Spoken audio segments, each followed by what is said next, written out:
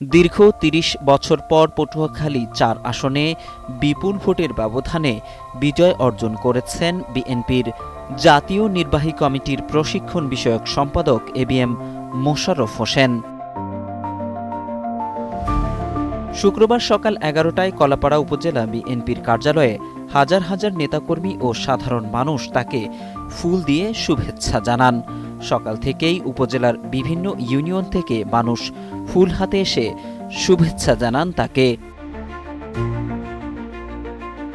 আগামী দিনে রাষ্ট্র পরিচালনায় বিএনপির সুনির্দিষ্ট কর্ম পরিকল্পনা রয়েছে জানিয়ে এবিএম মোশাররফ হোসেন বলেন, আজ থেকেই নির্বাচনী অঙ্গীকার বাস্তবায়নে কাজ শুরু করবেন তিনি।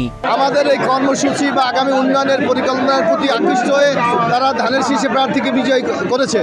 আমরা ইনশাল্লাহ আজকে থেকে আমরা যে কমিটমেন্ট করেছি নির্বাচনের আগে আমাদের প্রচারে মানুষের কাছে গিয়ে আমরা সেই কমিটমেন্টগুলি বাস্তবায়নের জন্য প্রয়োজনীয় পদক্ষেপ নেব। হয়তো আমাদের সরকার গঠন করতে কিছুটা সময় লাগতে পারে। বিএনপির এই নেতা আরও জানান, নির্বাচনে দেওয়া প্রতিটি অঙ্গীকার বাস্তবায়নই হবে তাদের সবচেয়ে বড় উৎসব। বিজয় মিছিলের পরিবর্তে সংযম, শৃঙ্খলা ও উন্নয়নমুখী রাজনীতির আহ্বান জানান বিএনপির এই বিজয়ী প্রার্থী। না, আমরা কোনো বিজয় মিছিল করবো না। এগুলি হলো দলের একটা পলিসি আছে, কৌশল আছে। সরকার, আমরা ইনশাল্লাহ সরকারে যাব, সরকারের বিভিন্ন কর্মকাণ্ডের মাধ্যমে তাদেরকে সম্পৃক্ত করে আগামী দিনে এই এলাকার উন্নয়নকে আমরা নিশ্চিত করব। এদিকে ১২ তারিখ অনুষ্ঠিত ত্রয়োদশ জাতীয় সংসদ নির্বাচনে ধানের শীষ প্রতীক নিয়ে এবিএম মোশাররফ হোসেন ১,২৩,০০০-এর কিছু বেশি ভোট পান।